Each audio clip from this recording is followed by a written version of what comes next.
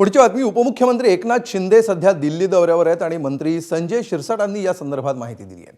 आगामी विधान परिषद निवडणुकीच्या पार्श्वभूमीवर एकनाथ शिंदे दिल्लीमध्ये गेल्याची चर्चा होती. यावर शिरसाटांनी भाष्य केलं आहे.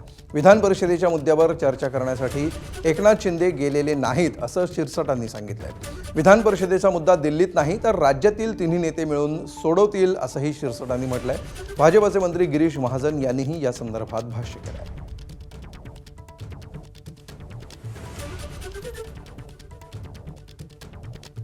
आगामी विधान परिषदेच्या ज्या निवडणुका होणार आहेत त्यामध्ये वरिष्ठ नेते हे बोलणी करतायत.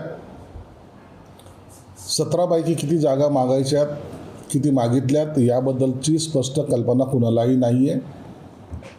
आम्ही 7 जागे मागितल्यात, राष्ट्रवादीने किती मागितल्यात, भाजपने किती मागितल्यात, ह्या सर्व चर्चा आहेत.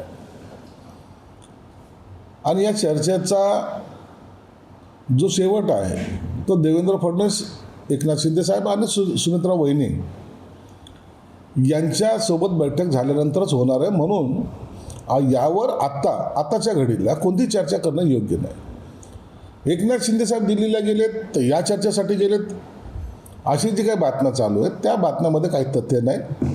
शिंदे साहेब ह्या विभागाच्या काही महत्त्वाच्या कामासाठी गेलेले आहेत. गेल्या आठवड्यात गेले होते आणि आताही गेले होते.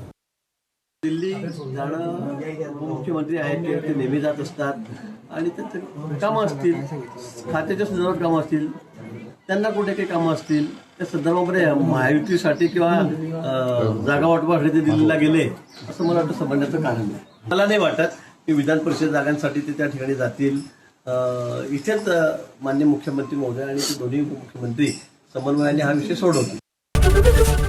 एबीपी माझा, उघडा डोळे बघा नीट.